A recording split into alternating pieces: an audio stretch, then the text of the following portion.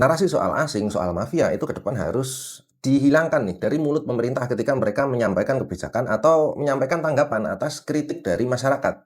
Dan masyarakat, netizen harus sadar itu adalah narasi yang bullshit. Tapi susah juga karena biasanya orang yang udah merasa tahu nih bagaimana cara asing ini main, mereka udah merasa paling pintar, mereka merasa bacaannya itu paling banyak.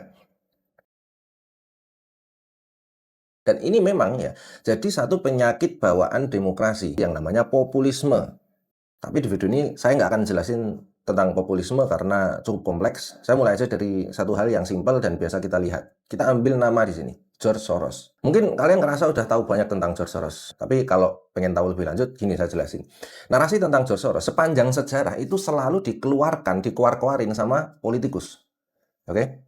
Di tahun 97-98 terjadi di dua tempat yang berbeda awalnya nih, di Hungaria sama Malaysia. Hungaria waktu itu ada satu tokoh politik yang merasa narasi mereka terganggu, bilang nih kalau George Soros dan antek-anteknya itu kayak rayap yang menggerogoti sistem, menggerogoti ideologi negara mereka. Singkatnya gitu. Di Malaysia, waktu itu kita tahu terjadi krisis tahun 97.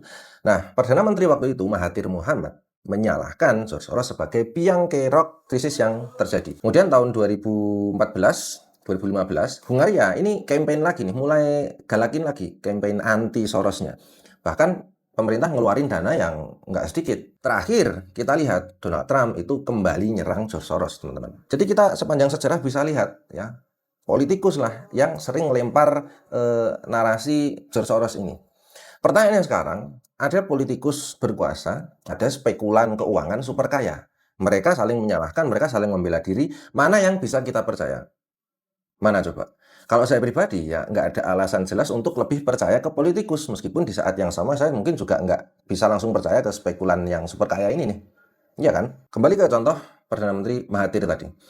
97 dia menyalahkan Soros, 2006 mereka berdua ketemu dan Mahathir bilang, Soros bukan orang yang bersalah atas krisis yang terjadi kemarin tahun 97. Nah, bisa dipercaya nggak kalau kayak gitu? Tapi faktanya ini adalah narasi yang selalu dibangun oleh politikus, teman-teman. Kenapa? Untuk strategi tadi saya bilang populisme. Salah satu ciri populisme yang paling jelas. Jadi populisme ini ada banyak jenisnya, teman-teman ya. Yang akhir-akhir ini beberapa tahun terakhir itu mulai berkembang, namanya authoritarian populisme.